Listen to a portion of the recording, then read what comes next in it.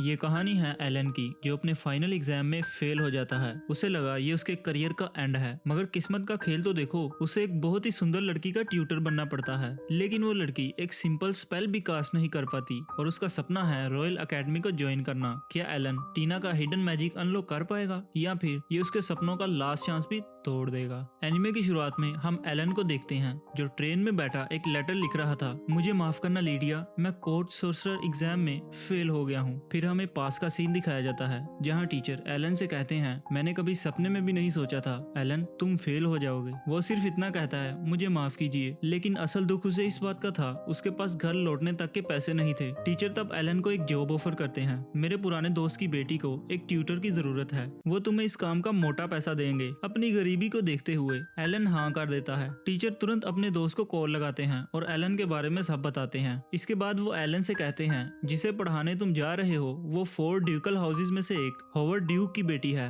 और इस साल उसे रॉयल अकेडमी का एग्जाम पास करना है। ड्यूक का नाम सुनते ही एलन के दिमाग में लीडिया आती है, क्योंकि वो भी एक ड्यूक की बेटी है। फिर टीचर उसे फर्स्ट क्लास ट्रेन की टिकट देते हैं। वापस प्रेजेंट में एलन अपने स्टेशन पर उतरता है, जहाँ उसे रिसीव करने के लिए ड्यूक फैमिली का हेड बटलर आता है। उसके साथ एक लड़की भी होती है, एली, जो अभी मेड की ट्रेनिंग पे है। इसके बाद मिस्टर ग्राहम कहते हैं, वो माइंड न करना, मेरी कार में जगह कम है। एली, क्या तुम एलन की गोद में बैठ जाओगी? जिसे सुन दोनों ही शॉक हो जाते हैं। फिर मजबूरन एली को गोद में बैठना ही पड़ता है। भाई साहब, ऐसे मोमेंट्स कभी हमारे साथ क्यों नहीं होते? वेल, एली तो बैठे शर्माए जा रही थी, मगर एलन तो इस सोच में डूबा था, अगर मेरी वो चीज हार्ड हो गई तो। खैर, फिर वो एली के रिबन को नोटिस करता है। उसे लगता है बर्फ ज्यादा गिरने की वजह से उसे ठंड लग रही है। वो अपना स्कार्फ एली को पहना देता है और अपने मैजिक से कार को गर्म कर देता है। ये देख एली कहती है, आपने तो इसे बहुत आसानी से कर लिया। एलन जवाब देता है, इस स्पेल का यूज करना इतना मुश्किल भी नहीं। इसके बाद वो लोग ड्यूक हॉवर्ड के मेंशन पहुंचते हैं।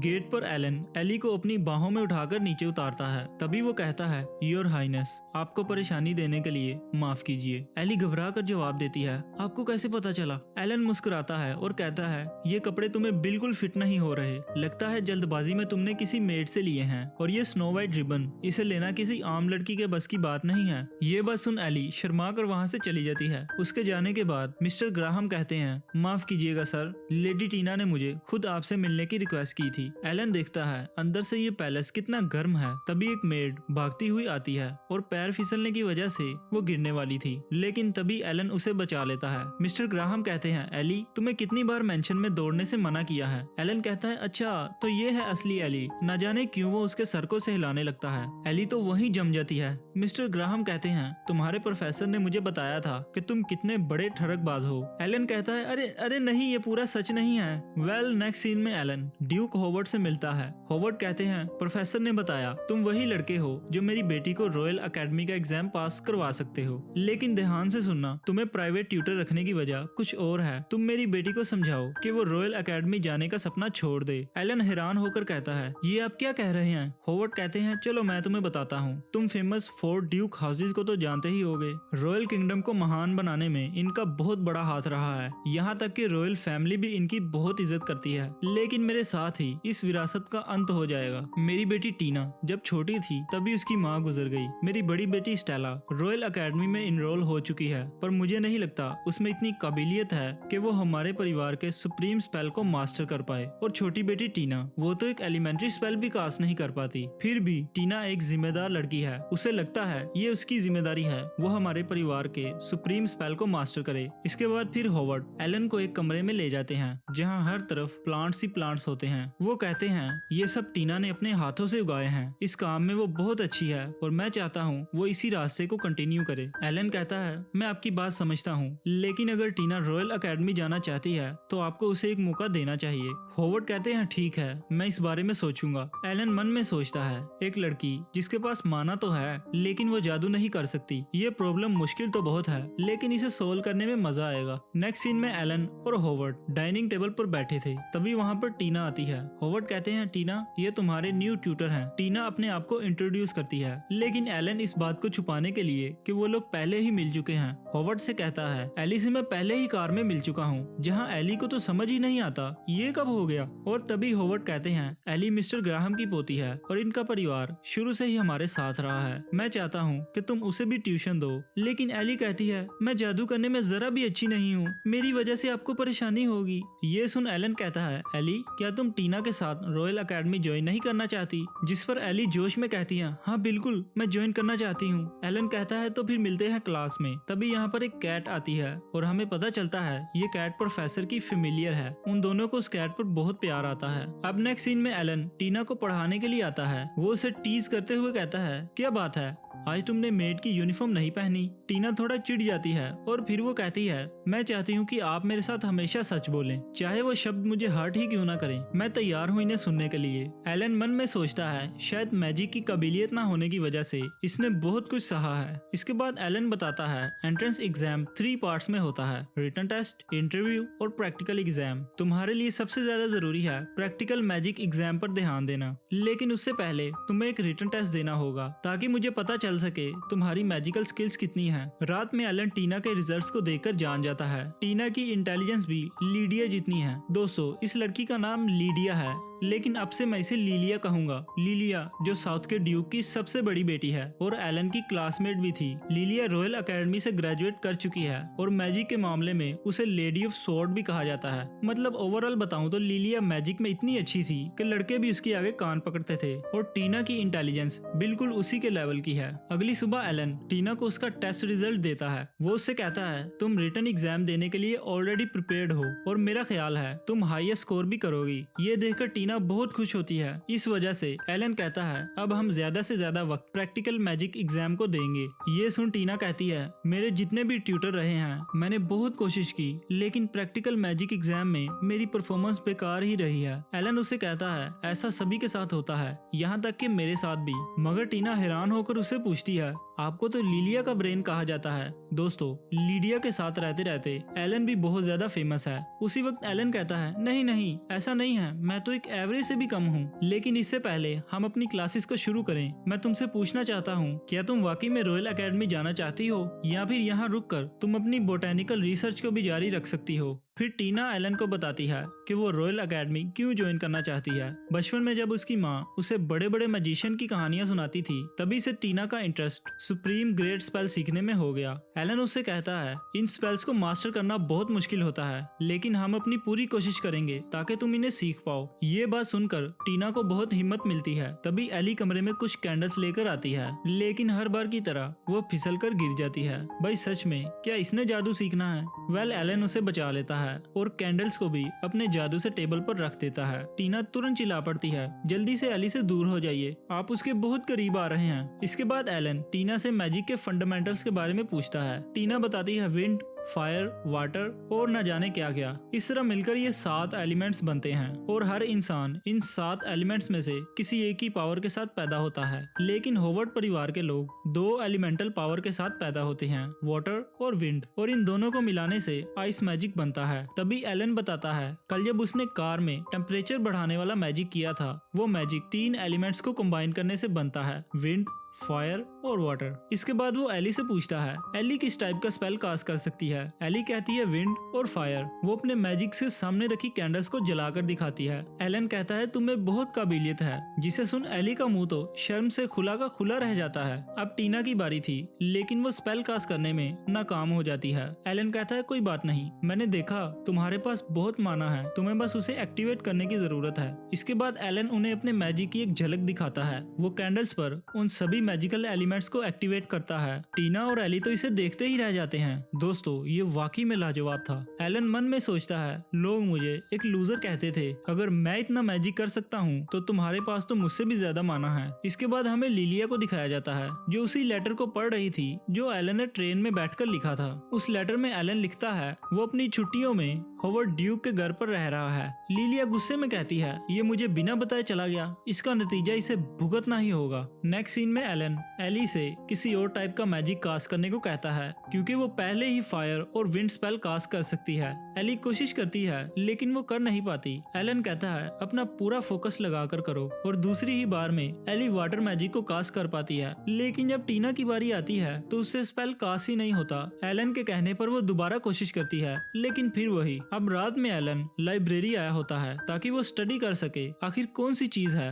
जो टीना को स्पेल कास्ट करने से रोक रही है। तभी उसे पीछे से किसी के आने की आवाज आती है। एलन तुरंत वहाँ पर छुप जाता है। लेडी टीना और हेडमेड आई थी। टीना यहाँ से मैजिकल साइंस की एक बुक उठाती है। मेड कहती है आपको भी अपनी माँ की तरह बुक्स पढ़ना बहुत पसंद है ना? वैसे मैंने सुना है आपके लिए एक न्यू ट्यूटर आए हैं, वो कैसे इंसान है? टीना एलन को याद करते हुए कहती है वो बहुत अच्छे इंसान है। हेडमेड कहती है आप आगे बढ़िए, मैं डोर लॉक करके आती हूँ। असल में उन्होंने एलन को वहाँ देख लिया था। वो एलन से कहती हैं अब तुम बाहर आ सकते हो, मेरा नाम शैली है, मैं तुमसे एक रिक्वेस्ट करती हूँ। लेडी टीना बहुत ही मेहनती है। उनके पहले ट्यूटर उन्हें सिर्फ इसलिए छोड़कर चले गए क्योंकि वो इतनी कोशिशों के बावजूद भी स्पेल कास्ट करने में नाकाम रही। इसी वजह से मैंने अक्सर लेडी टीना को अकेले में रोते हुए देखा है और जब उन्हें पता चला उन्हें पढ़ाने एक नया ट्यूटर आ रहा है वो बहुत ज्यादा खुश हुई। वो आपको और लेडी लिलिया को अपना रोल मॉडल मानती है, इसलिए प्लीज आप उन्हें छोड़कर मत भागिएगा। एलन कहता है मैं वादा करता हूँ मैं लेडी टीना को एक बड़ा मैजिशियन बना दूंगा। आफ्टर ऑल इसीलिए तो मैं यहाँ आया हूँ, लेकिन मेरी भी आपसे एक रिक्वेस्ट है। वो रिक्वेस्ट क्या है वो तो हमें आगे चलकर ही पता चलेगा।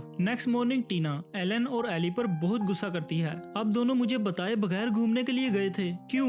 एलन कहता है ओ हाँ, वो तो मैं सिर्फ एली की सब्जियां तोड़ने में मदद कर रहा था। टीना एली से पूछती है जब एलन तुम्हारे पास होते हैं तुम्हें प्रॉब्लम नहीं होती? एली कहती है बिल्कुल नहीं, ग्रैंडमा, ग्रैंडपा और आपके बाद मुझे सबसे ज्यादा एलन ही पसंद है। एलन कहता है तुम दोनों को देखकर लगता है जैसे तुम बहनें हो। ये सुनकर टीना और एली में बहस शुरू हो जाती है। बड़ी बहन मैं हूँ, नहीं मैं हूँ। तब एली कहती है अगर आप ऐसे ही लड़ती रही तो अगली बार ठंडर के वक्त मैं आपके साथ नहीं सोऊंगी। ये सुनकर एलन की भी हंसी निकल जाती है और दोनों लड़कियां उस पर बरस जाती हैं। इसमें हंसने की कोई बात नहीं, समझे? इसके बाद वो क्लास स्टार्ट करते हैं। एलन एली को एंको का डार्क माना महसूस करवाता है और जब एली डार्क स्पेल कास्ट करने की कोशिश करती है तब वो ऐसा नहीं कर पाती। अब टीना की बारी थी और हमेशा की तरह उसका स्पेल एक्टिवेट ही नहीं होता। ये देख एलन कहता है चिंता मत करो, ये तो भी स्टार्ट है। नेक्स्ट सीन में मिस्टर ग्राहम एलन को एक लेटर देते हैं। ये लेटर लिलिया की तरफ से आया था जिसमें वो लिखती है तुम्हें सारी दुनिया छोड़कर ड्यूक होवर्ड का ही घर मिला था।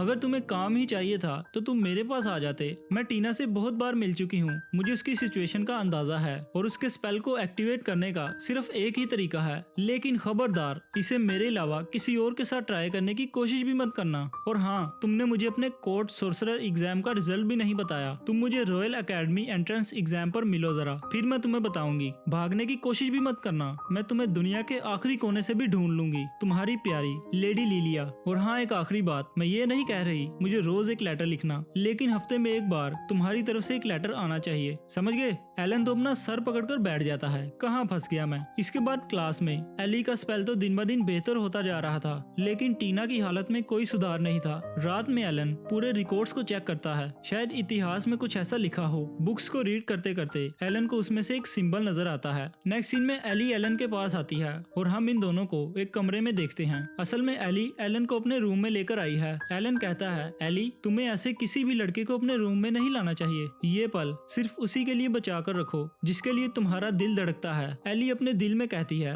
और वो तुम ही तो हो। फिर एलन उससे पूछता है तो बताओ तुमने मुझे यहाँ क्यों बुलाया? एली बताती है अचानक मेरी ग्रैंडमा और ग्रैंडपा ने मुझे बहुत टाइटली हग किया। उन्होंने कहा एली हम पूरी दुनिया में सबसे ज्यादा तुम्हें प्यार करते हैं। उनसे बात करने पर मुझे पता चला उनको ये एडवाइस आपने दी थी। इन सब के लिए आपका बहुत बहुत शुक्रिया। एलन कहता है अरे अरे नहीं, ऐसी कोई बात नहीं है। फिर हमें पता चलता है उस रात एलन ने हेडमेड से क्या कहा था। एली बहुत टैलेंटेड है, बस उसमें कॉन्फिडेंस की कमी है और ये कॉन्फिडेंस तभी आएगा जब उसे महसूस होगा कि उसकी फैमिली उसे कितना प्यार करती है, क्योंकि फैमिली का सपोर्ट ही सबसे बड़ी ताकत होती है। इसके बाद एली उससे बताती है मेरे माँ बाप के गुजर जाने के बाद जब मैं ड्यूक होवर्ड के घर आई थी, मेरी पहली मुलाकात एक प्यारी सी लड़की से हुई। टीना ने कुछ वक्त पहले ही मेरी तरह अपनी माँ को खोया था, इसी वजह से हम दोनों का बॉन्ड धीरे धीरे स्ट्रॉन्ग होता गया। मुझे लगता था लेडी टीना के रॉयल एकेडमी जाने के बाद मैं अकेली हो जाऊंगी और इसी वजह से मैंने सर होवर्ड से रिक्वेस्ट की कि मुझे भी लेडी टीना के साथ रॉयल एकेडमी भेजा जाए। ये सुनकर एलन उसका सर से हिलाने लगता है और कहता है सच में तुम बहुत बहादुर हो, मैं तुमसे बहुत इम्प्रेस हुआ हूँ। ये लफ्ज एली के दिल को छू जाते हैं और उसके अंदर अंदर का कॉन्फिडेंस और ज्यादा बढ़ जाता है। नेक्स्ट मॉर्निंग एली क्लास में बहुत अच्छे से वाटर मैजिक का परफॉर्म कर पाती है और एंको बिल्ले की मदद से